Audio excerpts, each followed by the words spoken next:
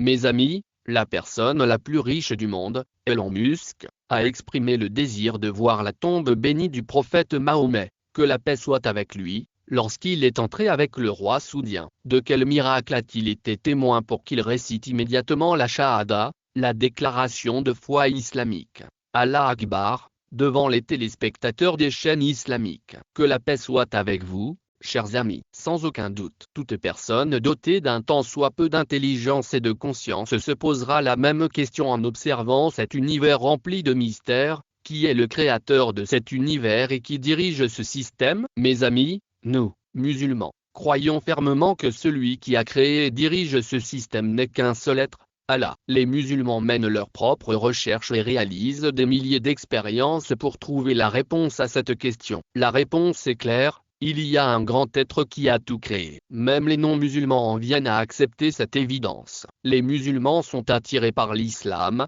et l'un d'entre eux est Elon Musk, la personne la plus puissante et la plus riche du monde. Aujourd'hui, nous allons vous expliquer comment Musk est attiré par l'islam et quelle a été sa réponse lorsqu'on l'a interrogé sur la création de l'univers et lorsqu'il s'est rendu en Arabie Saoudite avec le désir de voir la tombe bénie des prophètes. Si vous voulez savoir et voir tout cela, vous devrez rester avec nous jusqu'à la fin de la vidéo. N'avancez pas tant que vous ne l'avez pas fait. Assurez-vous d'être abonné à notre chaîne. Si vous ne l'avez pas encore fait, abonnez-vous immédiatement et cliquez sur l'icône de la cloche afin de recevoir à temps les notifications de nos prochaines vidéos. Commençons officiellement la vidéo d'aujourd'hui, chers amis. Elon Musk est né le 28 juin 1971 à Pretoria, en Afrique du Sud. Il est actuellement un célèbre ingénieur d'affaires, inventeur et investisseur canado-américain. Elon Musk est la force motrice derrière des projets révolutionnaires majeurs tels que la voiture entièrement électrique,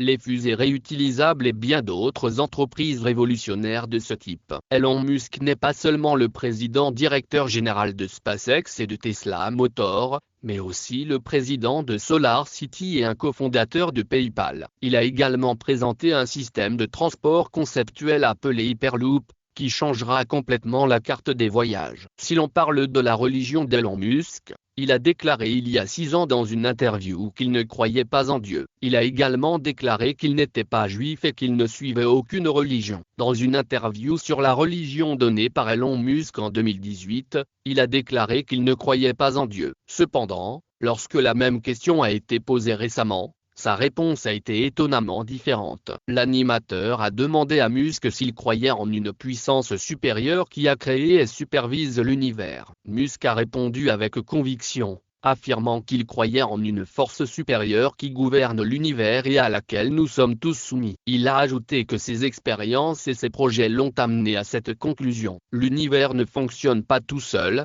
il fonctionne selon la volonté de quelqu'un que nous ne pouvons pas voir, mais qui veille certainement sur nous et nos amis. Il a ajouté qu'il m'était arrivé une autre chose qui m'a fait croire en un Dieu unique. J'avais beaucoup lu sur le leadership du prophète Muhammad, que la paix soit avec lui, et son leadership est considéré comme le meilleur au monde. Lorsque je me suis rendu en Arabie Saoudite, j'ai donc exprimé mon désir de me rendre sur la tombe bénie du prophète. Le roi m'y a emmené et, dès que je suis entré, mon état a commencé à changer. Je voyais de la lumière émaner d'eux. J'entendais partout des bruits de battements d'ailes, bien qu'il n'y ait pas d'oiseaux en vue. Le parfum envoûtant atteignait mon âme. Je n'avais jamais connu cette pièce, ce parfum ou quelque chose de semblable auparavant. Après ce jour, mon point de vue a changé. L'intervieweur lui a alors demandé s'il penchait désormais pour l'islam. Il a répondu, pas de commentaire. Après cette déclaration, le sujet s'est déplacé. Beaucoup de gens ont senti qu'il y avait quelque chose d'étrange. Après avoir entendu cela, il ne fait aucun doute que des personnalités non musulmanes reconnaissent progressivement la vérité de l'islam. Ce n'est qu'une question de temps avant que l'islam ne domine le monde entier. Chers amis,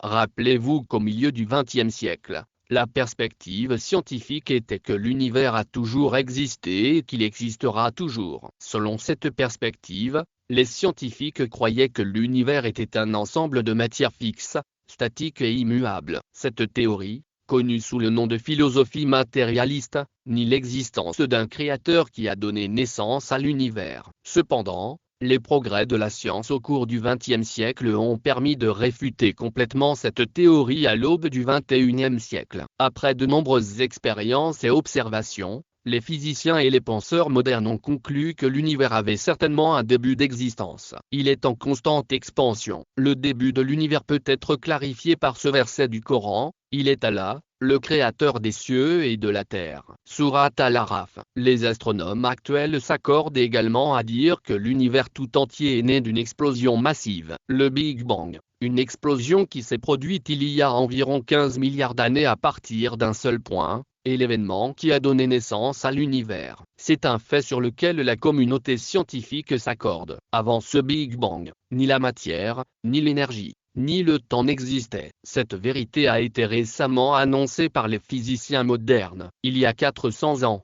le Coran a affirmé: il y a 400 ans, alors que l'astronomie en était à ses débuts. Le Coran a décrit le processus d'expansion de l'univers. Il affirme que nous avons créé le ciel de nos mains et que nous sommes en train de l'agrandir. L'astronome américaine Edwin Hubble a découvert que les étoiles et les galaxies s'éloignent les unes des autres conformément aux lois de la physique. La lumière qui se rapproche de l'observateur apparaît bleue, tandis que celle qui s'en éloigne devient rouge. Ce fait a été décrit dans le Coran à une époque où les télescopes et autres technologies similaires n'avaient pas encore été inventées. Cela s'explique par le fait que le Coran est la parole de Dieu. Le Créateur et Maître de l'univers a commencé par le Big Bang et n'a cessé de s'étendre depuis lors.